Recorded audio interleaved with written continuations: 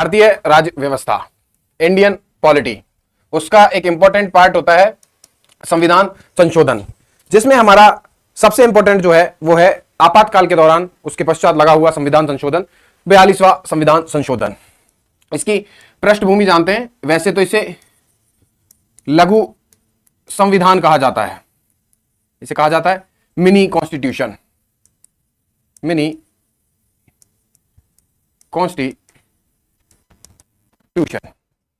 दूसरी चीज, इसकी पृष्ठभूमि जानने की कोशिश करते हैं कि 42वां संशोधन क्यों आया। इसके पीछे कुछ कारण रहे हैं। पहला था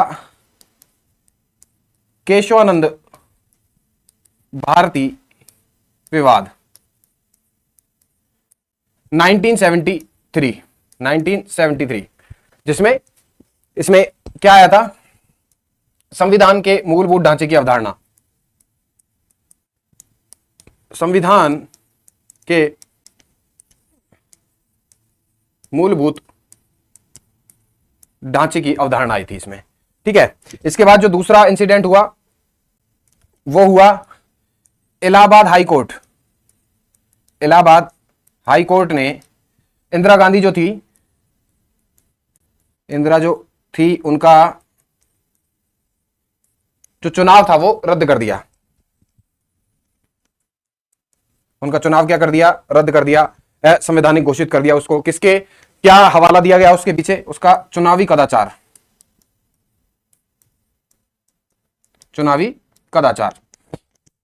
इसके पीछे एक और रीजन रहा, इसके आने के पीछे जो 39वां संविधान संशोधन था, 39वां संविधान संशोधन जो था उसे असंवैधानिक घोषित कर दिया गया था। ठीक है, तो उसमें क्या था, राष्ट्रपति था, ठीक है, राज्यपाल, प्रधानमंत्री और संसद के विभिन्न मंत्री, उनके जो चुनाव हैं, उनके चुनाव को सुप्रीम कोर्ट में चैलेंज नहीं किया जा सकता। तो उसमें क्या कर दिया गया, उसको बाउंड कर दिया गया सुप्रीम कोर्ट को।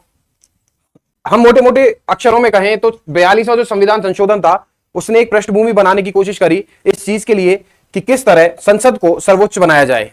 तो संसद को सर्वोच्च बनाने के लिए आप क्या कर सकते हैं, पहली चीज आप क्या करेंगे, न्यायपालिका की शक्तियों में कमी, क्या करेंगे, न्यायपालिका की शक्तियों में कमी करेंगे। दूसरी चीज, हमारे संविधान में हमेशा मूल अधिकार और नीति निदेशक तत्व,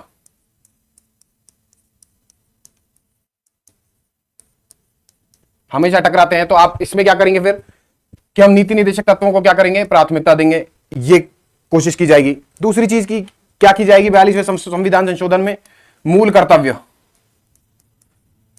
कर्तव्यों को जोड़ा जाएगा। और क्या किया जाएगा कि भाई आपातकाल में जो इंदिरा गांधी ने इतनी समस्याएं झेली हैं उनसे निपटने का कुछ उदाहरण देखा जाएगा कि भाई वो उस चीज का एक समाधान देखने की कोशिश करेंगी। क्यों उन्होंने आपातकाल में क्या किया था,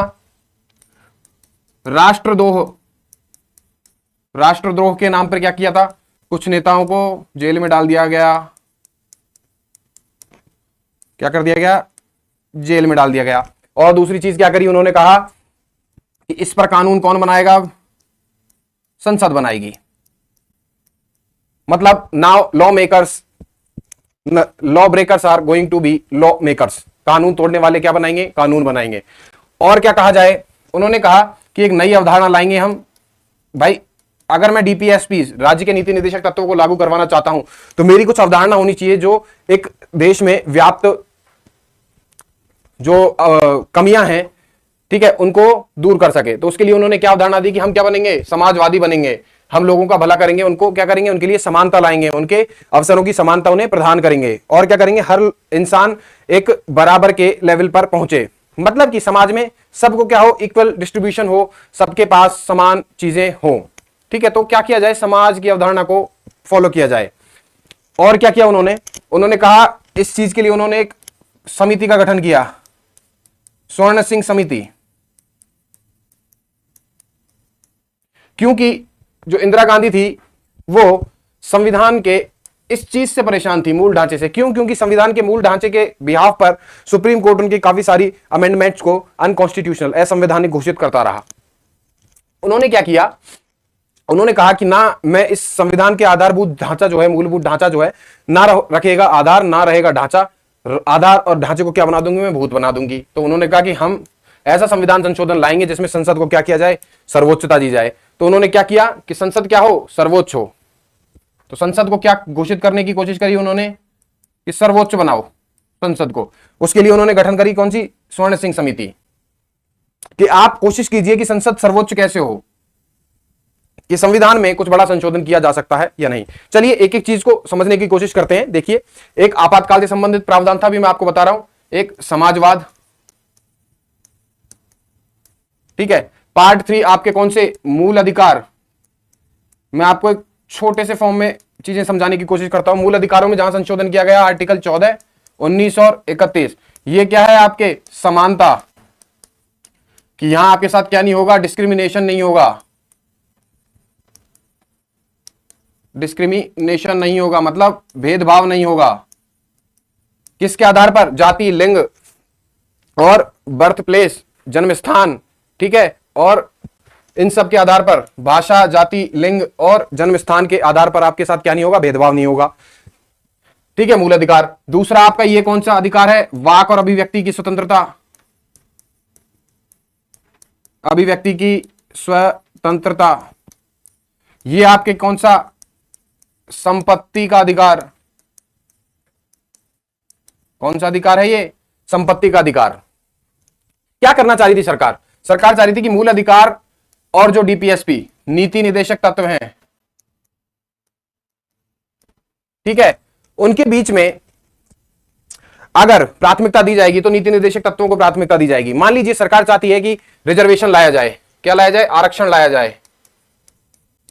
तो इसका मतलब क्या हुआ कि आपकी जो समानता का अधिकार है, जो कहते हैं जाति, लिंग, धर्म और वंश और जन्मस्थान के आधार पर क्या नहीं होगा, आपके साथ भेदभाव नहीं होगा। तो क्या हो रहा है, यहां आरक्षण, आपके साथ भेदभाव किया जा रहा है।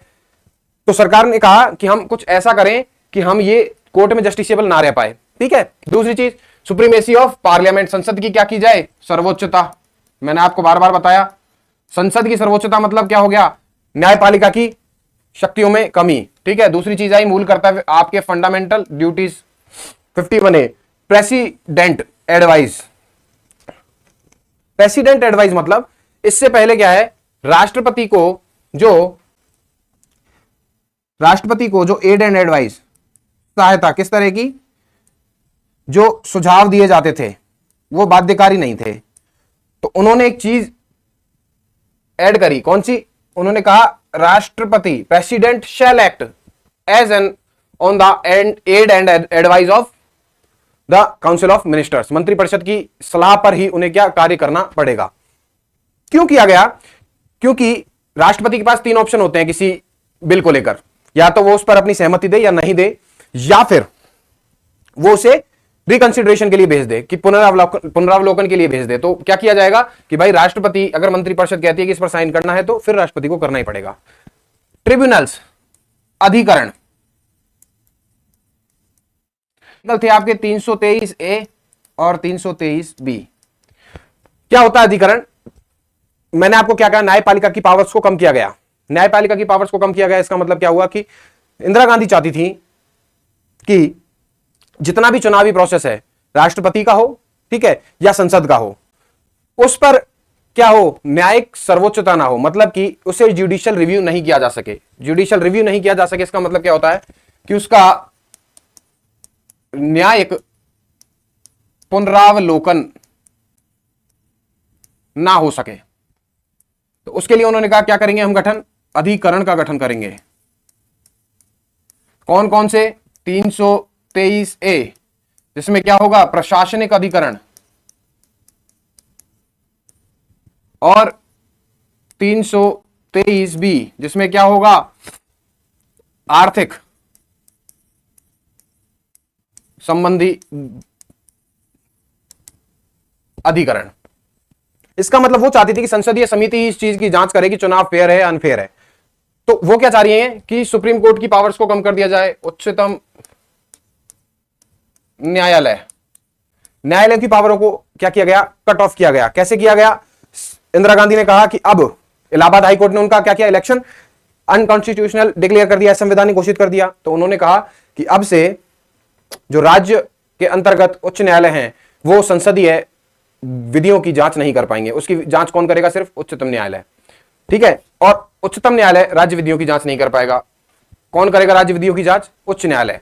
तो 226 और 32 उसमें, इसमें ए और इसमें ए दोनों में संशोधन किया गया कि मूल अधिकार के संबंध में जब जांच होगी, ठीक है, तो क्या होगा यहां कि 7 जज होंगे।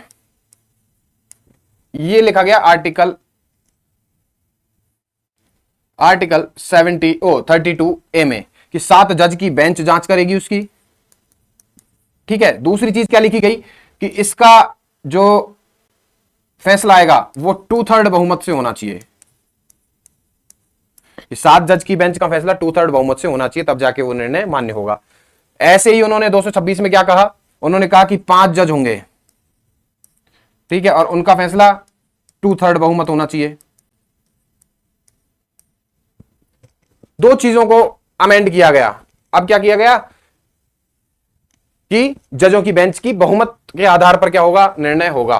दूसरी चीज मैंने आपको बताई दी, मैंने आपको बताया क्या कि हाई कोर्ट और सुप्रीम कोर्ट। तो हाई कोर्ट किस चीज की जांच कर सकता है?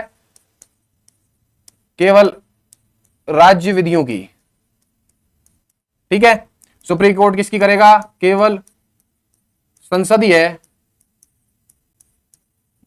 विधियों की।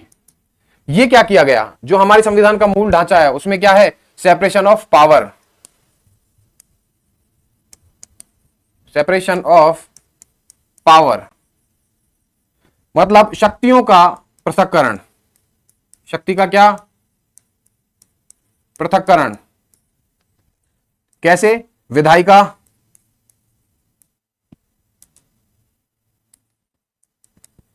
कानून बनाएगी, कार्यपालिका उसका काम क्या है? लागू करवाना और नीति निर्माण करना। ठीक है, और तीसरा कौन सा है हमारे? न्यायपालिका। इस देश में लोकतंत्र कब खत्म हो जाएगा? जब न्यायपालिका और ब्यूरोक्रेट्स, नौकरशाही किस पर बढ़ जाएंगी? राजनीतिक धाराओं पर, पार्टी वाइज हो जाएंगी। तो क्या होगा? ये दोनों अपने पद से विचलित हो जाएंगे। ठीक है, तो न्यायपालिका के लिए ये किया गया। और कौन सी अवधारणा? समाजवाद कहा था मैंने, 3 शब्दों को प्रस्तावना में जोड़ा गया। प्रस्तावना, उसमें 3 शब्द जोड़े गए, समाजवाद, पंथ निरपेक्ष। क्यों जोड़ा गया पंथ निरपेक्ष? क्यों जोड़ा गया?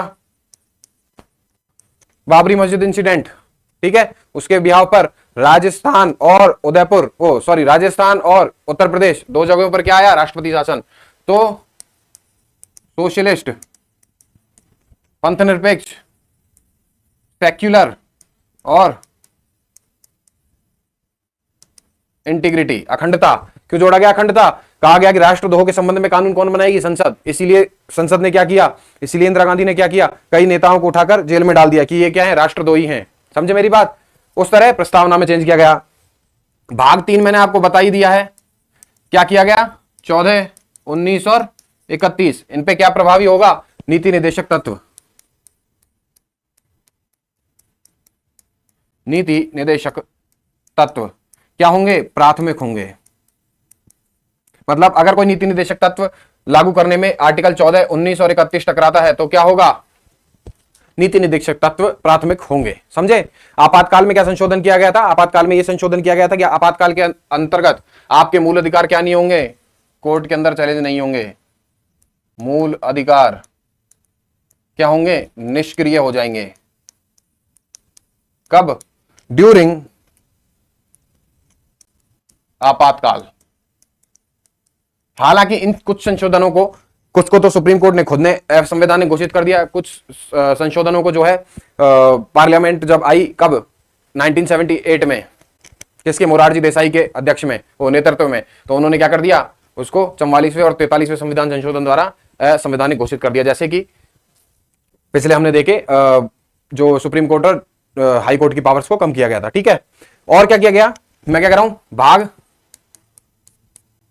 4, ठीक है, भाग 4 में आपके क्या नीति निर्देशक तत्व, उसमें क्या जोड़ा गया एक कि भाई हाई कोर्ट और सुप्रीम कोर्ट सब चले तो जाओगे, कैसे जाओगे, निःशुल्क वैधानिक सहायता, कि मैंने तो आज तक हाई कोर्ट खुद ने नहीं देखा, अब मेरी उम्मीद है कि मैंने नहीं देखा तो मेरे साथ में, मैंने जब तक जिन लोगों के साथ उन्होंने भी नहीं देखा है, और मैं ऐसी उम्मीद करता हूं कि आपने भी आज तक नहीं देखा होगा कि भाई क्यों जाना है हमें। 39A, ठीक है। और दूसरा क्या किया गया कि भाई श्रमिक जो हैं, समाजवाद की अवधारणा, श्रमिकों को क्या किया जाए, प्रबंधन में भागीदारी दी जाए, प्रबंधन में भागीदारी, आर्टिकल 43A जोड़ा गया। ठीक है, और एक चीज जोड़ी गई वो थी पर्यावरण से संबंधित, क्या जोड़ा गया, पर्यावरण का टॉपिक जोड़ा गया, वो था आर्टिकल 48A। ये किस में जोड़ा गया आपके, ये जोड़ा गया आपके नीति निर्देशक तत्वों में। ठीक है, और कहा गया कि संसद की सर्वोच्चता अगर स्थापित करनी है, संसद की सर्वोच्चता कैसे स्थापित होगी, उन्होंने कहा कि 368, 4 और 5 कि अगर कोई संविधान संशोधन होता है तो वो क्या होगा, वो न्यायिक पुनरावलोकन के दायरे में नहीं आएगा, उसे पार्ट 9 में डाल दिया गया। और दूसरा कहा गया कि क्या यह संभव है क्या कि संसद का कार्यकाल 6 वर्ष कर दो, राज्यों का कार्यकाल 6 वर्ष कर दो। तो स्वर्ण सिंह समिति ने कहा कि यह तो संभव नहीं है मैडम कि राज्य संसद और राज्य विधायिकाओं का कार्यकाल क्या कर दिया जाए, 6 वर्ष कर दिया जाए। और उसने कहा स्वर्ण सिंह समिति ने कि यह तो संभव नहीं है। और फिर इंदिरा गांधी ने दूसरी चीज कही कि क्या इसे संसद के कार्यकाल, संसद को हम अध्यक्षात्मक प्रणाली में जा सकते हैं क्या, कि हम इसे अमेरिका बना सकते हैं क्या। उन्होंने कहा अरे मैडम कैसी बात करती हो, अगर ऐसा करोगे तो जनता हम पे टूट पड़ेगी। तो उन्होंने कहा अच्छा, तो बोले ठीक है। न्यायपालिका में उन्होंने क्या संशोधन किया वो हम देख चुके हैं। ठीक है, और राष्ट्रपति के संबंधित एक आर्टिकल में और चेंज किया गया, वो था 74(1), सब क्लॉज 1 जोड़ा गया, उसमें कहा कि अब एड एंड एडवाइस पे ही कार्य करेगा। ठीक है, दूसरी चीज कहा गया कि ये सब हम क्यों ला रहे हैं, कि हमें समाजवाद की अवधारणा लानी है। तो इतनी सारी चीजों के बाद जब इंदिरा गांधी जी राजनीति से बाहर गई और मोरारजी देसाई की सरकार आई, तो उन्होंने कहा 44th और 43rd संविधान संशोधन, उन्होंने कहा अब क्या किया जाएगा, संविधान के अनुसार ही क्या होगा, कार्य होगा। क्या होगा, संविधान के अनुसार ही कार्य होगा। इसका मतलब क्या होता है संविधान के अनुसार ही कार्य होगा। देखिए, सबसे सर्वोच्च विधि इस देश की, ठीक है, इस देश की सर्वोच्च विधि कौन सी है, संविधान। इस देश की सर्वोच्च विधि क्या है, संविधान। और संविधान ही क्या करता है, सीमित सरकार का फॉर्मूला देता है कि सरकार सीमित कैसे होगी, सरकार होगी कि आप पर बाउंडेशन लगे, कैसे लगे, संविधान की बाउंडेशन, तो सरकार सीमित होगी कि उस पर क्या है, विधि का नियंत्रण है। ठीक है, तो उन्होंने कहा 44th कॉन्स्टिट्यूशनल अमेंडमेंट लाया जाए, तो उन्होंने कहा 31A, 32A, मैंने बताया आपको। ठीक है, मौलिक अधिकारों की याचिका पर फैसला। और दूसरा कौन सा, 31A, क्या राष्ट्र विरोधी गतिविधियों पर कानून कौन बनाएगी, कौन बनाएगा, संसद बनाएगी। ठीक है, इसको अनकॉन्स्टिट्यूशनल डिक्लेयर कर दिया दोनों को कि ये रद्द किया जाते हैं। एक आर्टिकल 131A और 132A, इन दोनों को भी खत्म कर दिया गया। ठीक है, और एक आर्टिकल 144A, इसे भी क्या कर दिया गया, असंवैधानिक घोषित कर दिया गया। मतलब कि जो जो बदलाव, जितने भी बदलाव हाई कोर्ट ने या सुप्रीम कोर्ट की पावर्स को कम करने के लिए किए गए, उनको क्या कर दिया गया, कम कर दिया गया। 144 में क्या था आपके, 7 जजेस की बेंच, क्या था 144 में, 7 जजेस की बेंच। ठीक है, और 226A, उसमें क्या था, 5 जज, फैसला करके देंगे कि कौन सी चीज असंवैधानिक है और कौन सी चीज सही है। समझे? तो इस चीज को टोटल सरकार द्वारा क्या कर दिया गया, खत्म कर दिया गया। ये संविधान संशोधन कब आया? 1979 में लागू हुआ। तो इसने जो असंवैधानिक बदलाव थे, ठीक है, उनको क्या किया, वापस रीस्टोर किया, खत्म करके जो संविधान का मूल ढांचा था उसे वापस रिस्टोर किया। और इन्होंने कहा कि अब से जो आपातकाल है ना, वो संसद द्वारा अनुशंसा पर किया जाएगा। ठीक है, किस पर किया जाएगा? संसद की अनुशंसा पर। और संसद क्या करेगी? उसके लिए बहुमत चाहिए संसद में, तब जाके आपातकाल घोषित होगा। और क्या कहा? जो आर्टिकल 20, मैंने क्या कहा था, अनुच्छेद आपके मूलाधिकार के आर्टिकल 20 और 21 दोनों अब आपातकाल में क्या नहीं होंगे? निष्प्रभावी नहीं होंगे, निष्प्रभावी नहीं होंगे। ये सारी चीजों को रिस्टोर किया और कहा गया कि एक जो आपकी फ्रीडम ऑफ स्पीच है उसमें एक प्रेस की स्वतंत्रता भी आती है, उसे क्या किया गया? पुनः स्थापित किया गया। उससे पहले क्या कर दिया गया था कि संसद को रिपोर्ट देगा प्रेस कि भाई हम ये छापना चाहते हैं और क्या हम ये छाप सकते हैं? तो संसद ने कहा कि नहीं, ये नहीं छापना, तो नहीं छपेगा। हाँ, प्रेस की स्वतंत्रता को पुनः स्थापित किया। बट एक चीज छोड़कर कि प्रेस ये ना लिखे कि भाई हमें ये जानकारी गुप्त सूत्रों से मिली है। गुप्त सूत्र कुछ नहीं होना चाहिए, जो सूत्र है वो प्रॉपर होना चाहिए कि इन सूत्रों से जानकारी मिली है आपको और इसलिए हम इस चीज को छाप रहे हैं। ठीक है, तो संसदों की कार्यवाही, विधि निर्माण और जितने भी इलेक्शन है उन सब की न्यायिक समीक्षा अब हो सकती है। तो ये किसने किया? मोरारजी देसाई सरकार ने 44वां और 43rd कॉन्स्टिट्यूशनल अमेंडमेंट द्वारा पुनर्स्थापित किया। ये था आपका कंक्लूडिंग 42nd कॉन्स्टिट्यूशनल अमेंडमेंट। इसमें हमने बैकग्राउंड भी देख लिया और इसमें हमने देख लिया कि इन चीजों को कैसे सुधारा गया। ठीक है।